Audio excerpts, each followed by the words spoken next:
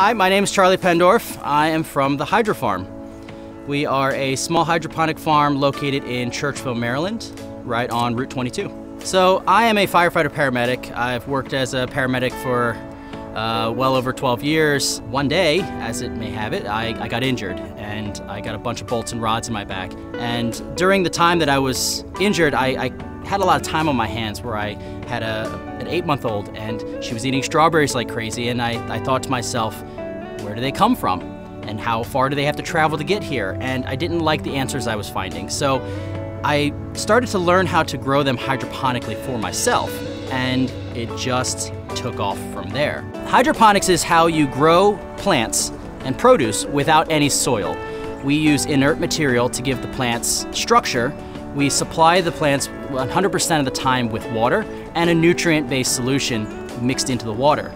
A plant needs some basic things to grow. It needs sun, everyone thinks it needs soil, but soil is there to provide the water, the nutrients, and the structure. We use less than 10% of the traditional farming methods water. We use a lot less space. We're able to go vertically.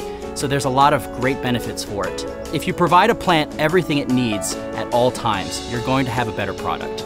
Initially, we built the farm to be on a small platform. It was 100-foot by 100-foot square, and we were producing over 12,000 heads of lettuce in a month. And we were working with all the local restaurants here in Harford County. It started to get bigger and bigger to the point where we said, you know, we need to buy our own piece of property. And here we are. Now we are on a 10-acre property here in Churchville. I did not have any agricultural background whatsoever. You would argue that I went to the University of YouTube to learn a lot of this. However, most of the things that you can do with hydroponics, you have access to already. You don't have to buy the fanciest stuff. Most of what we built was from Home Depot, using PVC pipe, buckets, fittings, some real basic things. You can grow your own food and become sustainable and take care of yourself with what you can find at Home Depot or a box store. I didn't just go to YouTube. I did have to tour, I did have to do my due diligence and learn a lot about hydroponics. We went to a place called Chena Hot Springs, which is 60 miles north of Fairbanks, Alaska. It was 10 degrees outside. They had this beautiful structure, big giant greenhouse, gutter connect greenhouse, and it was 10 degrees outside and they were growing tomatoes. They grow tomatoes and peppers and all of their produce for that facility there. They don't have the ability to bring it in and out. And it was beautiful and everything tasted amazing, and we wanted to learn more, and they took us under their wing and showed us around the property, and the systems and the products that they use to grow we actually use here at our farm now as well. I don't till, my back can't support it. I don't have a lot of those the fancy equipment. Hydroponics gives me the ability to do all of my gardening right at my waist level. That means that it opens the possibilities to people like senior citizens, people who are in wheelchairs, people who are otherwise unable to do the things that they loved doing before. We can get a fresh product with very minimal effort. Anybody has the ability to do this with just the right tools in their hand. When I started the farm, we were more focused on hydroponics than anything else. So we started to look into getting chickens. We started initially our flock around 200 chickens, and we then realized we have coyotes here. So my wife said one day, let's get some emu. And I said, let me make sure I understand this correctly. You want to get a 6.5-foot velociraptor and you want to let them on our property? Yes.